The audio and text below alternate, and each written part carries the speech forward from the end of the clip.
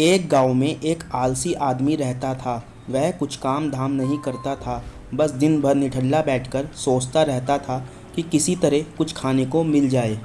एक दिन वह यूं ही घूमते घूमते आम के एक बाग में पहुंच गया। वहां रसीले आमों से लदे कई पेड़ थे।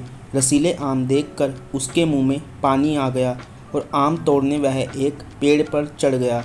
लेकिन जैसे ही वह पेड़ पर चढ़ा, बाग का मालिक वहां आ पहुंचा। बाग के मालिक को देख आलसी आदमी डर गया और जैसे तैसे पेड़ से उतरकर वहां से भाग खड़ा हुआ। भागते भागते वह गांव में बाहर स्थित जंगल में जा पहुंचा। वह बुरी तरह से थक गया था, इसलिए एक पेड़ के नीचे बैठकर सुस्ताने लगा। तभी उसकी नज़र एक लोमड़ी पर पड़ी।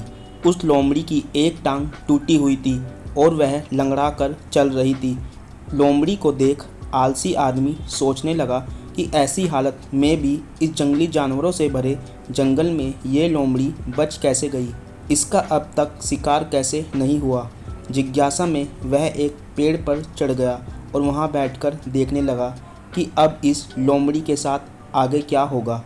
कुछ ही पल बीते थे कि पूरा जंगल शेर की भयंकर दहाड़ से गूंज उठा, जिसे सुनकर सारे जानवर डर कर भागने लगे। लेकिन लोमड़ी अपनी टूटी टांग के साथ भाग नहीं सकती थी और वह वहीं खड़ी रही। शेर लोमड़ी के पास आने लगा। आलसी आदमी ने सोचा कि अब शेर लोमड़ी को मार कर खा जाएगा, लेकिन आगे जो हुआ वह कुछ अजीब था। शेर लोमड़ी के पास पहुंचकर खड़ा हो गया। उसके मुंह में मांस का एक टुकड़ा था, जिसे उसने लोमड़ी के सामने गिरा दिया। लोमड़ी इम्तिनान से मांस के उस टुकड़े को खाने लगी। थोड़ी देर बाद शेर वहां से चला गया। यह घटना देख आलसी आदमी सोचने लगा कि भगवान सच में सर्वसर्वा है।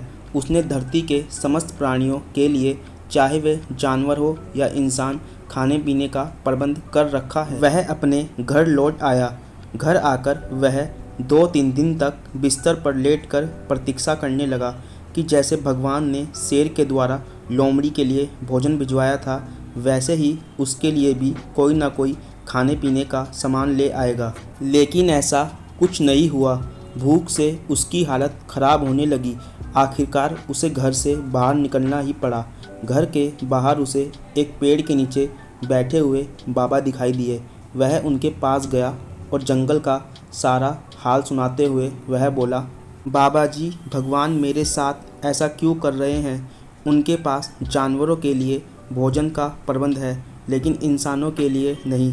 बाबा जी ने उत्तर दिया, बेटा, ऐसी बात नहीं है। भगवान के पास सारे प्रबंध है, दूसरों की तरह तुम्हारे लिए भी। लेकिन बात यह है कि वे तुम्हें लोमड़ी नहीं, शेर बनाना चाहते हैं।